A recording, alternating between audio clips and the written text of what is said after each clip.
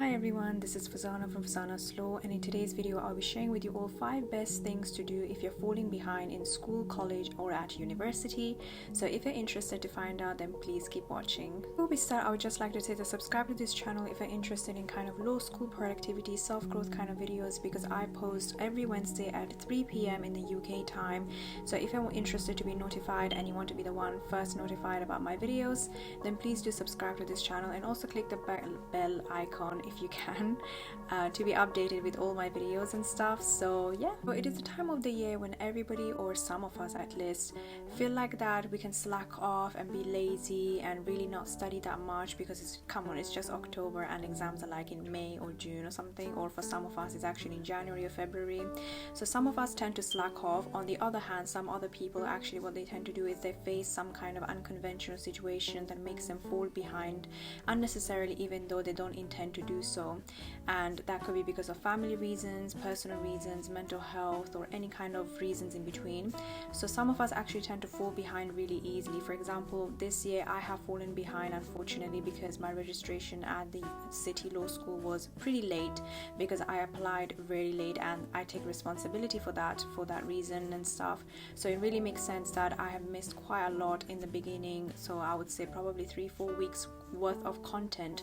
So I thought that this video might be helpful for every single one of those people who are actually falling behind in school, college or university and are going through the same things as me, and share with you all how I'm trying to recover and catch up as soon as I can and as much as I can. So yeah, so the first thing that I want everyone, single one of you are watching this, to do is to contact your teacher and your classmates straight away. Now if you're at school or college or sixth form, then the first thing that I want you to do is meet your teacher face to face straight away for whatever subject that you have been missing previously, and also contact your classmates as quickly as possible maybe, or try to make one friend or a buddy for each of the subjects that you have missed. In that way you will be in touch with every single topic that you have missed in that particular class. And if you're at university on the other hand, and you know that you're going through now online classes and stuff, then the first thing I want you to do is definitely meet your teacher online and book an appointment with them, maybe virtually, and tell them what has happened to you. Alternatively, if you can't find that information, then please go ahead and email them. And also if you have a WhatsApp group chat with all of the classmates that you're going to be in most of the classes, then I want you to get all the numbers and make a group chat and introduce yourself in that group chat as well, because in that way people will know who you are and why you exactly have missed those classes. And it gives also that incentive that you're a person who is very serious about education as well. So I would definitely highly recommend these two things for you to be done if you're at school, college or university. As soon as you've done the first step, the second step is to make sure that you're making a to-do list of all the topics and all the topics that you basically have missed in those particular modules or subjects. So if you're at school or college, then I want you to basically go through your textbook and make sure that you see the contents page and see which particular topics that you have missed, that your teacher has told you that, you know what, you have missed these kind of topics and stuff, and you have to catch up to make sure that you are able to concentrate better in the next few lessons.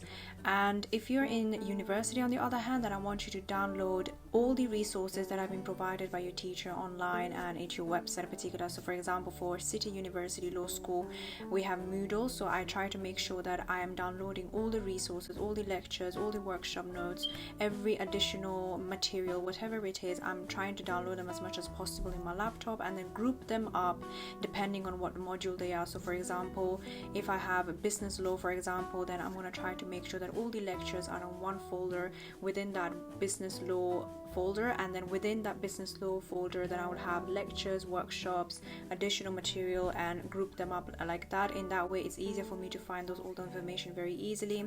And also I'm going to try to make sure that I'm skimming through all the lecture slides of all the topics that I've missed, so in that way I know exactly, get an idea of what kind of knowledge I've missed or what kind of content I've missed, and if they're important or not, so I can really gauge that very easily. So this step is very, very important. So the third most important step that you have to make right now to make sure that you're keeping track of everything is to make sure that you're focusing on understanding the subject matter and the content rather than being stressed over the fact that you're not starting on the practice questions or past papers, because past papers can come later on. They can come maybe 1.5 months before the actual exam or test or whatever.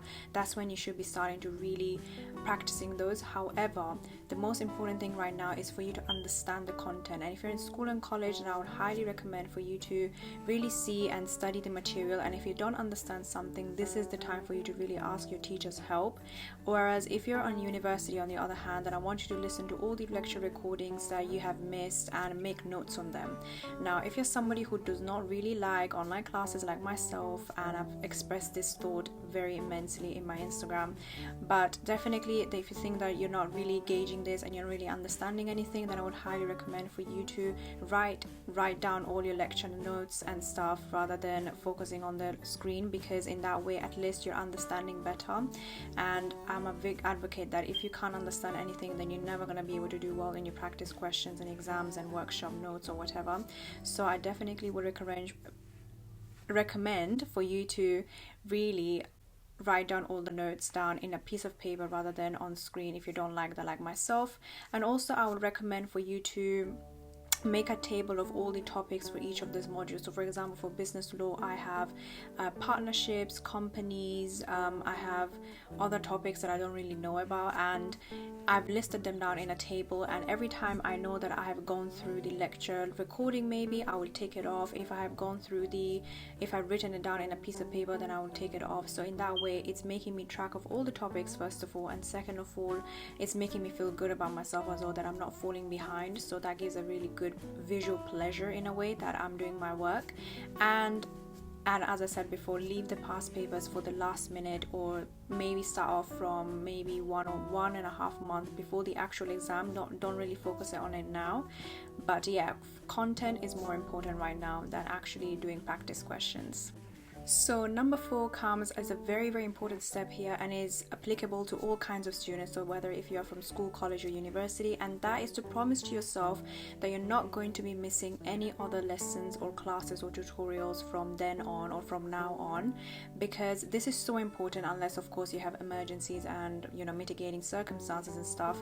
But this is a very important mindset to build up after you missed so many lectures and tutorials and workshops, because once you miss once, it's very easy for you to tell yourself, oh, you know what, I already missed like 5 weeks, so what's the point of really attending more lectures or going to school or whatever. But that is a really bad mindset to have, because that's going to push you back again from square one to square one, and you don't really want to do that, because falling behind and seeing your classmates being so ahead of you and really understanding everything when you're the only one who does not understand a word what they're saying is a very embarrassing situation. But more than embarrassing, it's more confusing situation, because the teacher might think that you're not a very serious student when you are.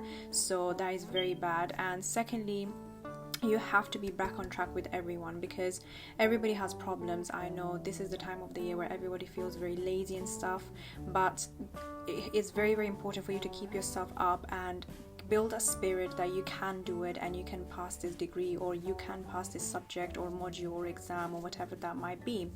And so that's why I would highly recommend for you to promise to yourself that you're not going to be missing any more lectures, classes, tutorials or anything in between, unless of course if there is any emergency or mitigating circumstances.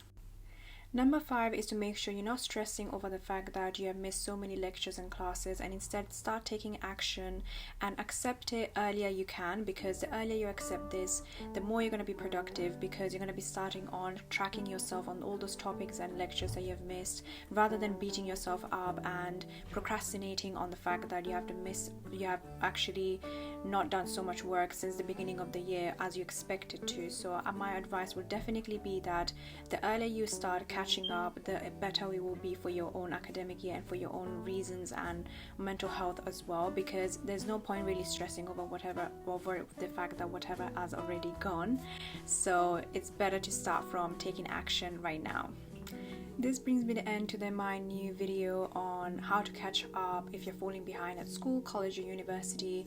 And I just wanted to know from you guys, like, are you at school, college or university, or are you doing a postgraduate degree, or are you already done with education? I'll be very interested to find out your thoughts and your answers in the comment section below. But before you leave, I'd just like to let you know that I also have a free PDF checklist where I share with you all my 8 non-academic habits that have really got me that first class degree in my law LLB that I've done from the past 3 years, and currently I'm a postgraduate student doing LPC with LLM. So if you want to access that for free, the link is in the description box below. And other than that, if you want to be my friend outside YouTube, then follow me on my Instagram at Fazana's Law, where I post everything there. So from productivity, law, self-growth, travel, food, fitness, everything in between, everything about my life is over there. So please go ahead and follow me there.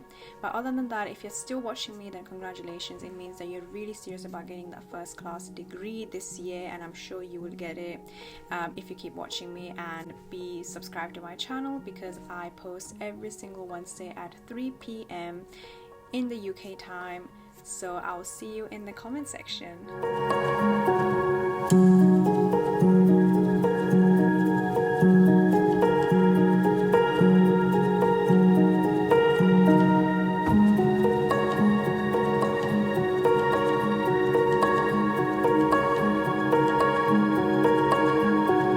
Mm-hmm.